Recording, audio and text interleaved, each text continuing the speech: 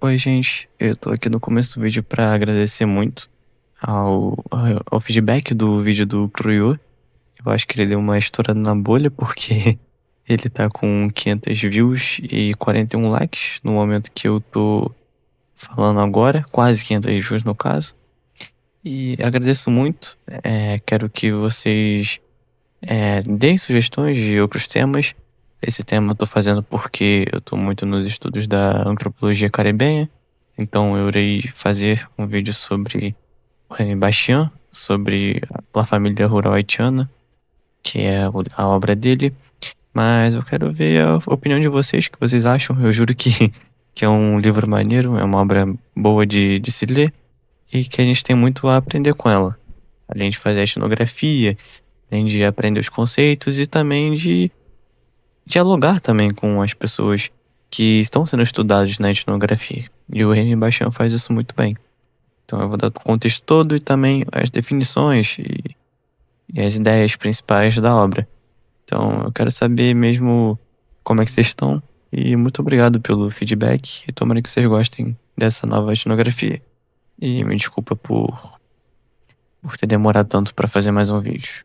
E para não me esquecer, por favor, deem sugestões, acima de tudo, de quais temas que vocês querem, quais autores que vocês querem que eu fale, principalmente sobre ciências humanas. Eu não, não sei se eu farei de ciências exatas, provavelmente não, então falem autores de ciências humanas, porque eu acho que se o algoritmo trouxe vocês no vídeo do Preview para o meu canal, então vocês devem ser interessados em ciências humanas, eu acho. E de obras importantes também que vocês queiram no canal que eu faço o podcast e faço o resumo que conceituando e dizendo as principais ideias e a biografia, também um pouquinho da biografia do autor. Então, é isso. Até então o vídeo, tomara que vocês gostem.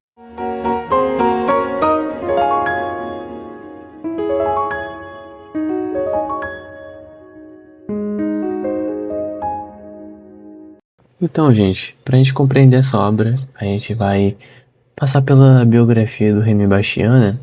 Ele foi um dos principais antropólogos haitianos, né, do século XX. Ele foi nascido em 1º de outubro de 1920, na cidade de Pétionville, e vai destacar desde cedo como um pesquisador e também como um intelectual, né? Pétionville fica em Porto Príncipe. Então ele se formou em letras pela Universidade do Haiti em 1941, com bolsa da Fundação Rockefeller. Ele vai estudar então antropologia no México, né? Com essa bolsa. É na Escola Nacional de Antropologia e História. E entre 1944 e 1951, ele vai completar o mestrado e o doutorado pela Universidade Nacional Autônoma do México, a UNAM. Então, a trajetória dele acadêmica, né, vai combinar ciência e diplomacia, né? Então, ele foi secretário-geral, né, do Bureau de Etnologia do Haiti, né? Ele foi um professor universitário e representou o país, né, em missões diplomáticas no México, em Londres e também nas Nações Unidas. Ele também lecionou na Universidade de Porto Rico e colaborou com a Organização dos Estados Americanos. Mas um ponto decisivo, né, e como está na obra La Família Rural Haitiana, né, o ponto decisivo da carreira dele foi essa participação no projeto piloto da Unesco no Vale do Marbial. E ele fez essa participação ao lado do antropólogo Alfred Metru, né, que tem um livro famoso que é O Voodoo Haitiano. E dessa experiência vai nascer sua principal obra, né, que é a que a gente vai analisar hoje, que é A Família Rural Haitiana, ou em espanhol La Família Rural Haitiana, que foi publicado em 1951 e que é um marco, né, nos estudos sobre o Haiti rural, né, o campesinato haitiano. E além dessa obra, né, ele vai escrever também Religion and Politics em Haiti e The Negro em Haiti também. Ele vai se consolidar como uma referência internacional a partir de todas essas obras que ele produziu. Então, o Remy Bastian ele vai falecer em 15 de junho de 1971 em Bogotá, na Colômbia, né, aos 50 anos. E então o legado dele permanece, né, essencial para a gente poder compreender, né, a cultura e a sociedade haitiana, principalmente a sociedade camponesa haitiana. Bom, o Vale do Marbial, né, estudado pelo Bastian, ele está localizado no sul do Haiti. Então o vale ele é entre, né, montanhas de vegetação densa e também solos marcados, muitos marcados pela erosão, né? Então é uma região isolada, né? E ela não tem muitos planejamentos urbanos e as casas se distribuem de forma irregular, né? Elas se adaptam ao relevo e também aos pequenos espaços cultiváveis, né? Então nesse cenário, o Bastian ele vai desenvolver o estudo dele, né, sobre a família rural haitiana, e ele vai observar como que a vida camponesa vai combinar trabalho, a questão da fé no culto, no serviço aos luais, aos espíritos e também na solidariedade entre as famílias. Então, a economia é de subsistência, né? Então, ela é baseada no cultivo de milho, de feijão, de tabaco e também de árvores frutíferas, né? E essas colheitas, né, da subsistência dependem muito das chuvas, né? E também longos períodos de seca podem levar, né, à fome e também a processos de migração para outros locais, né? Para outras cidades ou outras regiões.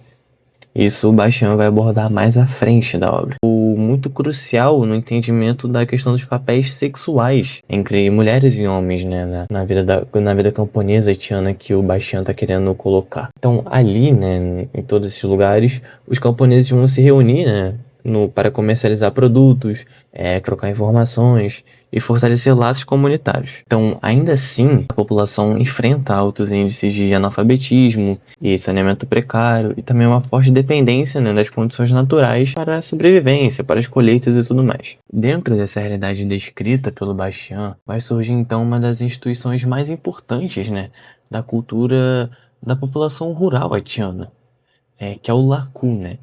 Então, o LACU, ele é uma forma tradicional, né, de uma organização familiar e também espacial. Então, o LACU, ele consiste em um conjunto de casas que são ocupadas por várias gerações da mesma família e são dispostas, né, ao redor de um pátio central. Então, esse espaço, ele é o núcleo da vida doméstica. É onde vai se cozinhar, é onde vai se conversar e também onde vão se realizar, né, os rituais para os luais. Então, o crescimento do Lacu, dessa organização familiar, né, desse conjunto de casas ocupadas por várias gerações da mesma família, ele ocorre de forma orgânica, né?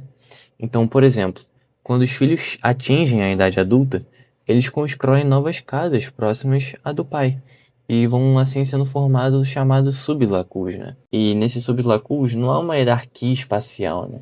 Mas sim sempre uma forte ligação, né, de parentesco e também de cooperação familiar. O lacu também, ele tem uma dimensão sagrada, né? Então no interior dele estão os cemitérios familiares, né? Que são onde os antepassados são enterrados. Só que eles podem não seguir, né, as normas oficiais. Então, por exemplo, antes das campanhas religiosas de 1942, que foi campanhas que perseguiram o voodoo sistematicamente por todo o Haiti, era comum ver várias cruzes dedicadas ao Barão Samedi, né, que é o Loa guardião dos mortos, né?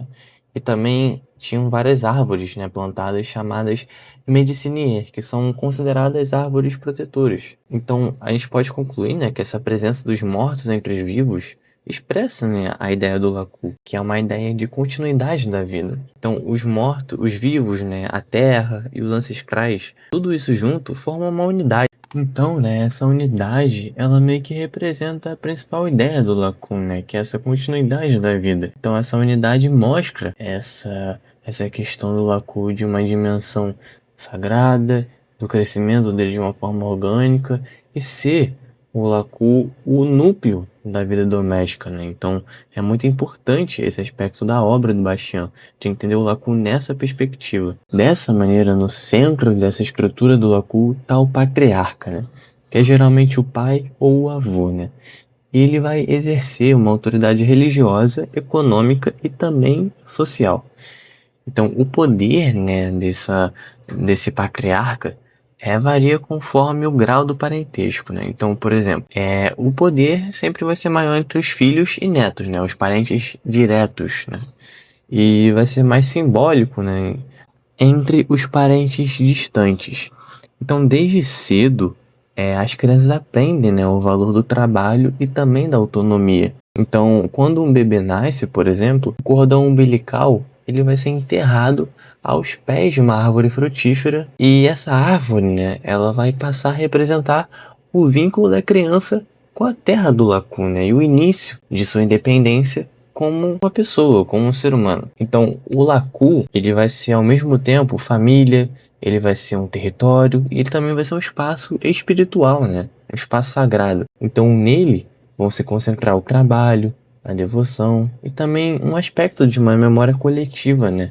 Familiar e também do próprio campesinato, né? Haitiano. Então, para o Bastian, compreender essa dinâmica do Laku é compreender a própria estrutura do campesinato haitiano e até o próprio Haiti, que é um país que vai encontrar, né, na comunidade e também na tradição as bases de sua resistência. Então, né, voltando à questão do trabalho como o eixo central, né, na vida social desse campesinato haitiano do Vale do Marbial, a economia que o Bastian descreve é uma agricultura de subsistência, né? Então, essa agricultura ela é voltada principalmente ao consumo familiar. Então, os principais cultivos, né, como eu já disse anteriormente, que vão incluir milho, feijão, tabaco, a produtividade depende inteiramente das chuvas, né, o que vai tornar as famílias bem vulneráveis a secas e também a algumas inundações, né. Então, o Bastian vai analisar que durante o século XX, né, as flutuações do mercado internacional vão aumentar nessa vulnerabilidade. Então, o colapso dos preços do café, né, nas décadas de 1920 e 1930 vão provocar um forte empobrecimento e também um aumento dessa migração rural, né? Então, além disso, o Bastian vai analisar uma questão de que é um sistema de herança, né? Que vai dividir as terras entre os filhos e que vai gerar uma fragmentação nas propriedades que vai reduzir a viabilidade econômica. Então, diante de todas essas limitações que, que existem, né, com fatores completamente normais, o campesinato haitiano vai desenvolver algumas formas próprias de cooperação, né? Então, entre elas, é muito destacado a questão do Kumbit, que é um sistema de trabalho coletivo, né? Então, no Kumbit, vizinhos, parentes e amigos vão se reunir para trabalhar nas plantações um dos outros, né? Não há um pagamento em dinheiro, né, para a realização do Kumbit, né? O que existe é um sistema de reciprocidade, né? Então, tipo assim, quem participa de um Kumbit hoje, né, receberá o mesmo apoio no futuro. E, bom, o trabalho, né, ele é acompanhado por cantos, por comidas e também por diversas celebrações. Então, o objetivo do Kumbit não é apenas aumentar a produção, né? Mas também a gente pode entender como uma forma de fortalecer os laços, né? De solidariedade entre os seus iguais, né? Entre os parentes ou entre pessoas próximas, entre os vizinhos, né? E também a questão de um pertencimento, né? De um pertencimento àquela terra, àquela plantação, que é muito importante nesse aspecto. Então, o Kumbit, ele vai transformar, né, o trabalho árduo, né? Que seria muito difícil se fosse realizado sozinho ou com um pequeno grupo de pessoas, em um ato de uma cooperação que é comunitário, né? Que reúne muitas pessoas. E não só 4 pessoas, por exemplo, uma, que ia demorar muito. Então é uma cooperação comunitária. Então, para o Bastian, essa prática é uma adaptação, né, à realidade socioeconômica do Haiti pós-independência. Então, ela expressa uma capacidade incrível do povo haitiano de organização e de resistência, principalmente da população rural, né? Então, o Kumbit, ele vai atuar como um instrumento de equilíbrio, né? Então, trabalhar em grupo é, ao mesmo tempo, uma necessidade, né? E também uma forma de manter a comunidade unida, né? Então, o Kumbit ele vai garantir uma ajuda mútua e também redistribui, né, o esforço do trabalho e vai reforçar ainda mais esse sentimento da coletividade. Então, o Kumbit ele não é só uma técnica de cultivo, né? Ele é um mecanismo de sobrevivência. É também uma instituição meio econômica, meio ética, né? E que ele vai combinar, né, a questão do trabalho, a questão da solidariedade e também uma identidade cultural, porque tem a questão do canto, né, que, que é um simidor, né, que é o nome do homem que vai cantar na realização do Kumbit, Então, para o Bastiano, né, compreender a questão do convite é essencial, porque é compreender o modo como que o povo haitiano, principalmente o povo analisado do Vale do Marbial, está no mundo, né? Como que essa necessidade de comunidade da cooperação é uma forma de compreender mais essa questão de como eles estão inseridos nessa sociedade. Então, isso é muito importante. Né, na estrutura familiar rural haitiana, as relações de gênero vão ser definidas por um sistema patriarcal, né? Mas também existem muitos espaços da autonomia feminina. Então, o homem, ele é reconhecido como o chefe da família, né? Existe uma autoridade masculina nessa questão. Ele é responsável, né, pela autoridade religiosa, social e econômica, como foi dito anteriormente. Entretanto, né, é a mulher que vai sustentar grande parte da vida prática e econômica do lar. Então, de acordo com o Bastian, o ideal feminino vai combinar habilidade doméstica e também competência comercial. Então, as mulheres vão administrar a casa, vão cuidar dos filhos, mas ao mesmo tempo vão participar ativamente da economia local.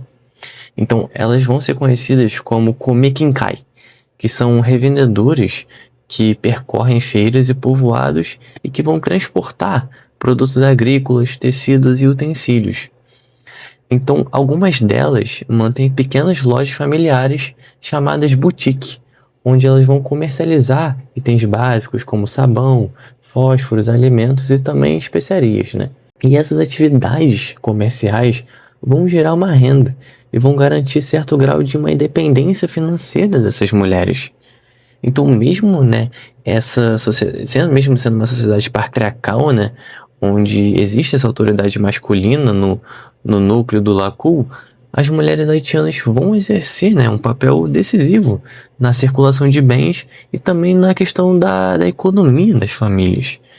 Então, o Bastian vai destacar, né, ele vai falar principalmente isso, que essa autonomia feminina nem sempre é reconhecida, mas ela é socialmente aceita como parte da dinâmica cotidiana. Então, o comércio informal vai conferir muita influência nas decisões domésticas, em alguns casos, poder de negociação dentro do próprio casamento. Então, tem uma expressão popular, né, que é usada por mulheres, que é tomar o grande caminho, né?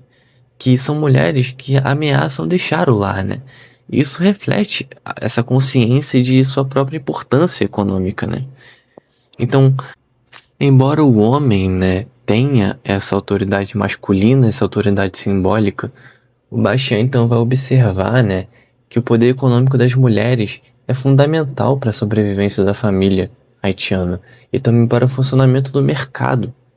Então, elas vão representar, né, um elo entre o mundo doméstico e também do espaço público, né? Então, administrando o fluxo de recursos e também de bens com muita habilidade que as mulheres possuem. Então, como resumo, né, dessa parte que o Bastian fala, a mulher rural haitiana, né, ela vai ser ao mesmo tempo uma provedora, ela também vai ser mediadora e também uma empreendedora, né? Então, ela ocupa, né, um papel central na economia camponesa. Vai sustentar com o trabalho e também com a organização aquilo que a estrutura patriarcal vai apenas legitimar, né? Então, essa combinação, né, é uma tensão entre uma submissão formal e também uma autonomia prática, né? Então, essa tensão entre a autoridade masculina e a independência da mulher na questão do mercado, na questão dos boutiques. Então, isso revela, né, uma sociedade muito complexa, né? Que o poder vai se distribuir de maneira muito sutil, né, entre os gêneros e que mesmo a mulher, sob muitas limitações, vai exercer um protagonismo, né, de alguma forma. Ela sustenta a questão da dispensa da família, né, a questão econômica da família. Então isso é muito interessante. Isso é fruto de uma sociedade muito complexa e de que requer muita compreensão e estudo, né, e análise, que é o que o Bastian está tentando entender aqui, tá fazendo um trabalho bom. Esse livro, essa obra é um trabalho magnífico. Então vamos só continuar porque tá muito bom. Um aspecto muito importante que o Bastian descreve é a questão do compagrio, né? Ou um sistema de pagrios. Então, esse sistema, né, representa uma rede de alianças familiares que podem ser também econômicas e também podem ser espirituais, né, que vão sustentar a comunidade. Então, por exemplo, o compadrio vai nascer no momento do batismo. Então, os pais vão escolher padrinhos para o filho, né? Isso normalmente acontece com a gente também. Nós temos padrinhos também. Então, geralmente, um parente próximo, né? Em alguns casos, é um amigo, né? Com prestígio ou melhores condições econômicas. Mas aqui, essa escolha é muito estratégica, porque essa escolha vai criar um vínculo formal de solidariedade e apoio mútuo entre as famílias envolvidas. Então, os padrinhos, eles vão assumir obrigações materiais e espirituais também.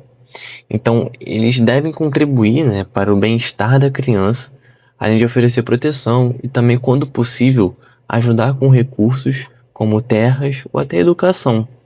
E em troca disso, os padrinhos vão receber respeito e também um reconhecimento social. Então, essa relação é tão significativa que o luto por um padrinho ou uma madrinha tem a mesma duração do luto por um pai ou uma mãe, né, que é mais ou menos 1 ano e meio. Então, o sistema de compadrio, ele funciona como um mecanismo de ampliação das redes familiares, né? Então, ele vai conectar as famílias rurais, né, entre si e muitas vezes vai criar pontes com o mundo urbano, né?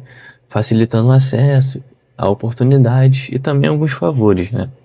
Então essas alianças, elas têm um valor muito simbólico, também bem prático também, porque vão garantir segurança, prestígio e também reciprocidade em alguns tempos de necessidade, né, que as pessoas necessitem. E na questão mais religiosa, o sistema de padrinhos vai reforçar um sentimento de pertencimento espiritual, né?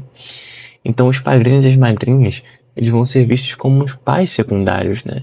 Com uma autoridade moral sobre o afilhado. Então eles vão participar de rituais, festividades e também momentos importantes da vida familiar do afilhado, né?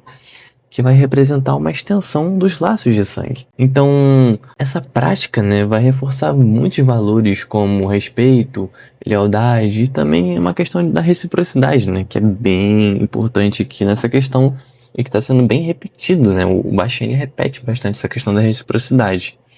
Então, romper esse laço de compadrio, né, é grave, né, porque é violar uma relação de caráter, né.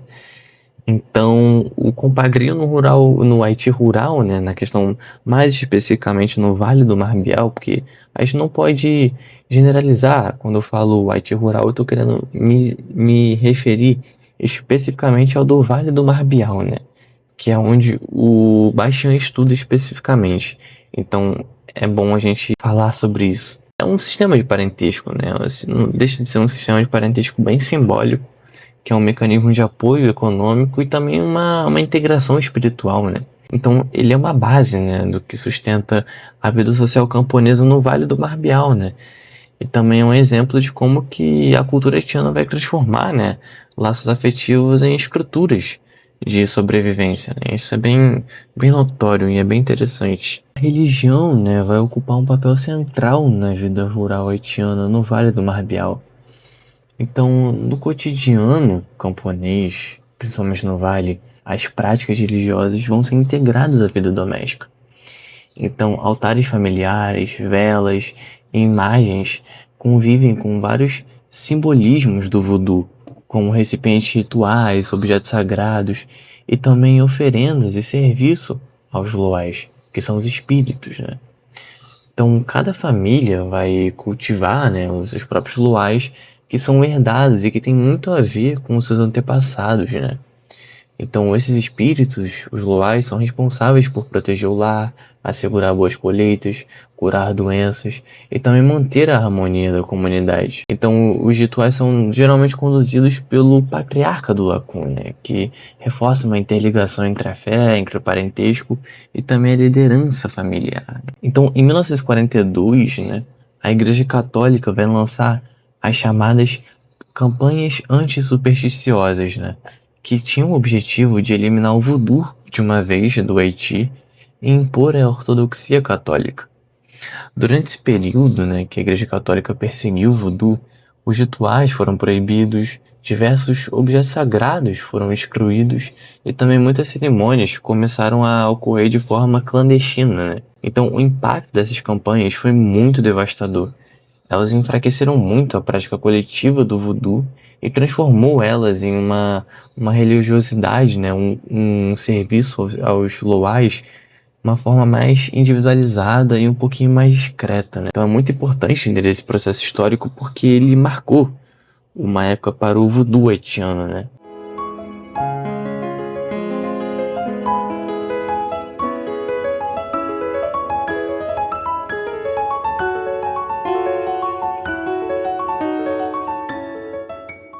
E uma das crenças mais conhecidas está a do Lugaru, né? O Lugaú, que é um espírito maligno, né? Que ele é associado à perda de crianças recém-nascidas. Então, para se protegerem, as famílias realizam, né, rituais de purificação com banhos de ervas e também dão nomes secretos aos bebês para confundir esses espíritos, né? Então, por exemplo, a questão do cordão umbilical, né? Ele é enterrado ao pé de uma árvore frutífera que vai simbolizar, né, a ligação da criança com a vida e com a terra. E a placenta também, ela vai ser enterrada sob o fogão da casa, que é um espaço sagrado que é protegido pelos espíritos do lar. Então, para os camponeses haitianos do Vale do Marbial, o corpo, a casa e a natureza vão fazer, né, parte de um mesmo sistema espiritual, né? Então, o Bastian vai interpretar o voodoo não como uma superstição que era colocado nas campanhas da religião católica, mas é uma questão, é uma religião, né? É um sistema moral, é social, é religioso, e ele vai organizar, né, o comportamento, ele vai regular algumas ações e também vai oferecer algumas explicações para diversos fenômenos. Então, o voodoo é uma questão de sentido, né? É um modo de compreender e enfrentar essa realidade. Então, o voodoo vai demonstrar que, mesmo diante da perseguição e da pobreza, o povo haitiano vai manter viva uma espiritualidade, né? Que é baseada na ancestralidade, nessa reciprocidade e também na questão da família, né? Das pessoas, de você conseguir, você cuidar uma das outras, de você ter essa disciplina do serviço aos luais. Isso é uma questão muito importante, apontada pelo Bastian na obra, né? A morte também é vista como uma continuidade, né? E não como um fim. Então, o falecimento, por exemplo, de um membro da família vai acionar um conjunto de diversas práticas, né? Que vão envolver a comunidade inteira. Então, o velório vai ser muitas vezes realizado no próprio Lacu, né? Que possui um cemitério familiar lá dentro. Que é um evento, vai ser um evento, né? Social e religioso de grandes importâncias. Então, durante o funeral, há diversos cânticos, rezas e também várias oferendas. Então, diversas bebidas e comidas vão ser compartilhadas e o corpo vai ser velado com respeito e solenidade. E essas cerimônias não têm apenas um caráter espiritual, né? Existe também uma dimensão econômica da morte. E o Bastião vai falar que o custo da morte é bem significativo, é bem alto. Então, realizar um funeral digno é uma questão de honra e também de prestígio familiar. Então, por esse motivo, muitas famílias vão se endividar ou até chegar a vender terras para garantir a cerimônia adequada para o funeral. Então, é um respeito pelos mortos que está diretamente ligado à reputação dos vivos. Então, após o enterro, o período de luto é bem observado, né? Então, é realizado ritos de purificação do lar para afastar os maus espíritos e também tentar restaurar o equilíbrio da casa, né? Então, durante esse período, vários familiares e também os vizinhos, eles vão oferecer apoio à família que sofreu o luto, né? Então, vão limpar a casa, vão cozinhar e vão ajudar nas tarefas diárias, né? Então, esses gestos vão reforçar essa questão da solidariedade e vão reafirmar o valor dessa coletividade. Outro aspecto muito interessante na obra do Bastian é a questão do medo de se tornar um zumbi, né? É um elemento muito recorrente na questão da etnografia dele no Vale do Marbial. Então, nesse sentido, o zumbi, ele é a alma aprisionada ou é o corpo sem espírito, né? Então ele é condenado à servidão no mundo dos mortos. Não é aquele zumbi dos Estados Unidos, né? Aquele morto-vivo muito doido que levanta do cemitério e começa a assombrar a cidade. Não. É o Bastian, ele fala. O zumbi, ele basicamente funciona, né? É como uma metáfora moral, então, né? Então, o zumbi ele vai meio que representar um indivíduo que não teve um funeral digno ou que foi esquecido pela sua comunidade, né? Mas essa compreensão do zumbi, hoje em dia, sobre novos estudos sobre o Haiti, sobre o campesinato haitiano, é algo mais diferente, né? É considerado uma interpretação um pouco mais ultrapassada, né? Então, os estudos dizem que o medo de se tornar um zumbi, né, é a questão porque um zumbi, ele é um corpo sem alma, né? Ele é condenado a vagar ou a ser escravizado, né? Então, o zumbi é um escravizado. Então, a gente pode interpretar, né, essa questão do zumbi como sendo, né, análogo ao trabalhador alienado do Marx, né? É a própria alienação, o zumbi é alienação. É o ser humano que não se reconhece como ser humano em si. Então, a nomeação mais adequada, né, seria que o zumbi, ele é um ser desafortunado, né? Então, ele é alguém, né, que é marcado pela má sorte, pelo fracasso, pela carência, também pela desgraça e tal. Então, é isso que um zumbi quer dizer com os estudos haitianos atuais. Agora, para finalizar a obra, o Bastian ele vai começar a investigar as raízes históricas que vão moldar o Haiti. Então, ele vai analisar que após a independência de 1804, né, da Revolução Haitiana de 1791 a 1804, o país vai conquistar a liberdade, né, mas vai herdar uma estrutura completamente desigual. Então, as terras, que é algo bem importante no Haiti, em vez de serem distribuídas de forma justa, vão começar a se concentrar nas mãos de uma nova elite.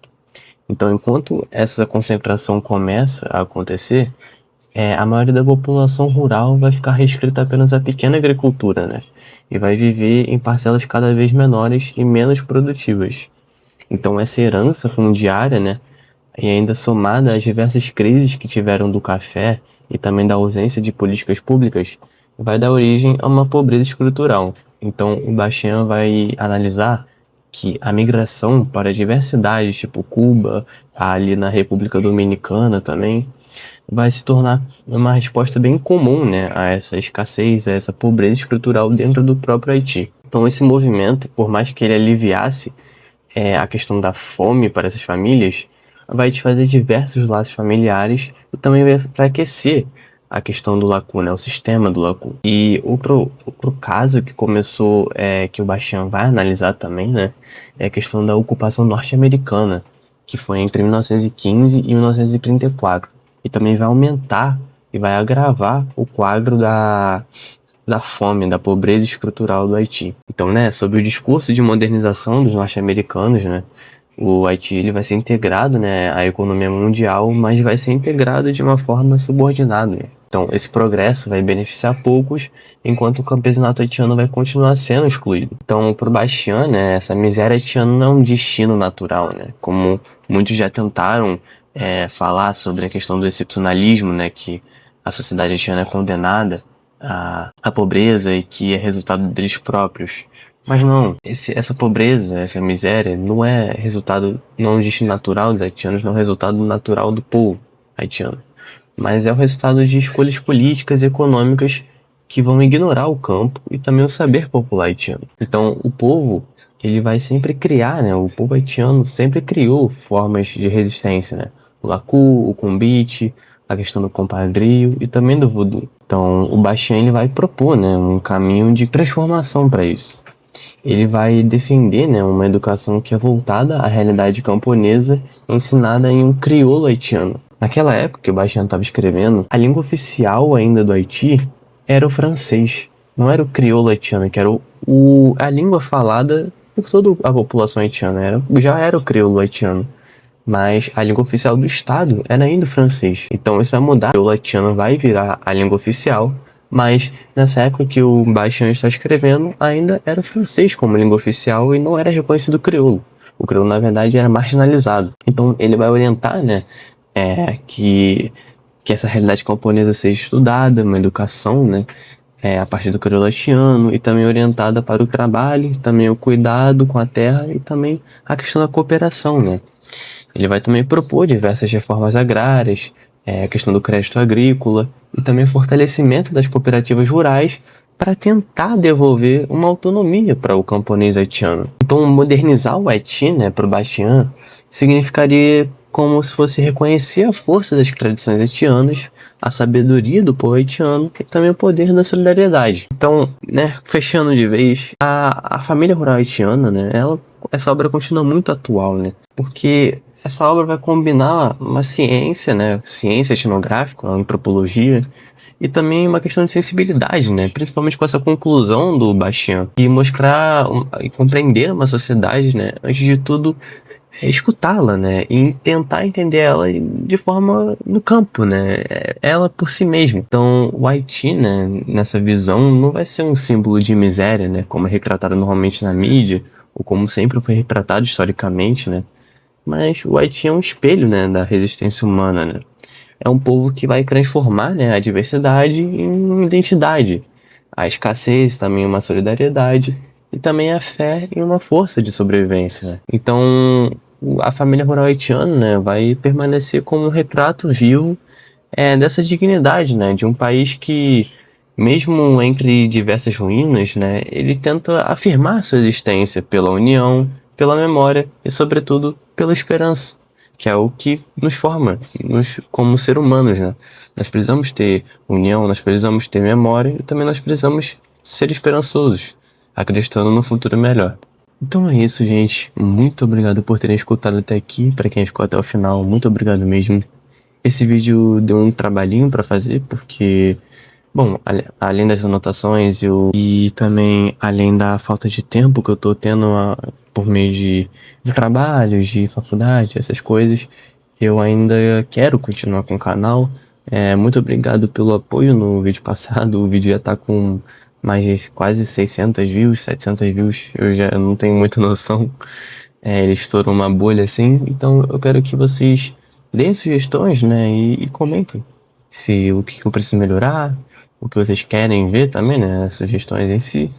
E é isso, pessoal. Muito obrigado por ter escutado. Obrigado e valeu.